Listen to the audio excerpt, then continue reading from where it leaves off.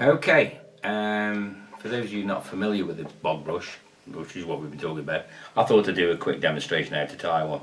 Now, first of all, I am no David McPhail, Steve Cullen, Johnny Tyzak, Glenn Poynton. However, I do know how to tie a bog brush that catches carp. So here we go. Thread I'm using is some Spartan Micro. Goodness knows where I'm going to get it from in the future, because poor old Stevie died a few months ago.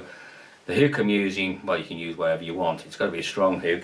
I'm using a Viper, which is fairly cheap but nice and sharp. Never had a problem with it. And we're going to wrap some threads on. Now, it's important that you do make sure you wrap a lot of thread on this, because, and fairly tight, because you don't want it slipping, because we were spinning the deer hair, and incidentally it doesn't matter, it's deer hair. The only reason we're using deer hair is because it's a good floatant, and we can trim it to the right profile. It's nothing to do with finesse, this isn't. It's to do with profile. You can use anything that makes the right profile, but we're using deer hair.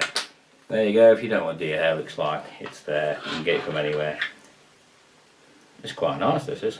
I think I got it from Cooksell, which luckily for me is only 3 miles from where I live. So anyway, this is a sort of a pinch and loop technique, which I'm not very good at. So we put some deer hair on, little pinch, and then wrap it off. And the idea is you just build it up.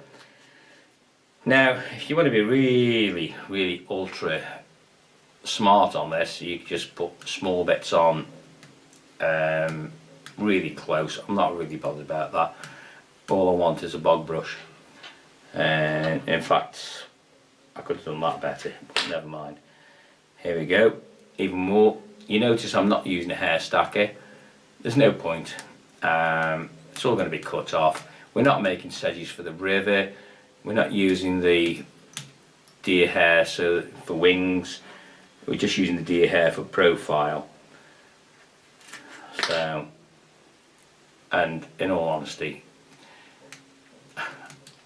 I would make these a little bit better if I got the time, but we're making a video. So, I'm just giving you the general idea. Popping bits of deer hair on, stroking it back. Okay, now you could put some more on. I'm not bothered. I haven't got my whipping tool, so I'm going to do a hand knot here. Worth learning. Sorry if you didn't see it, I'm left-handed. I'm trying to tie right-handed for you lot. There we go. That's 2 knots on. Trim away. Now, like's terrible, isn't it? However you trim it down, I'm not going to bother trim it down. I'll just show you how you do it. Just cut it off like a barber, and then eventually you'll end up with that. We're not looking at anything fancy, but the fish will possibly see that, which is just a silhouette in the water.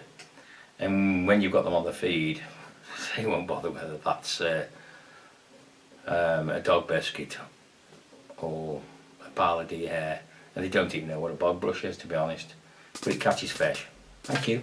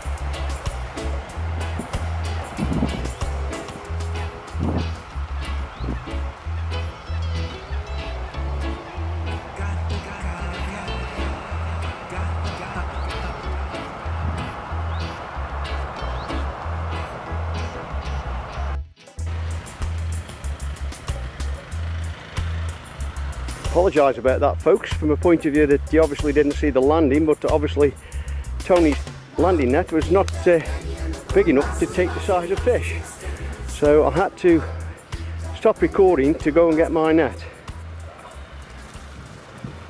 That's a nice fish, that is, mate. Well done.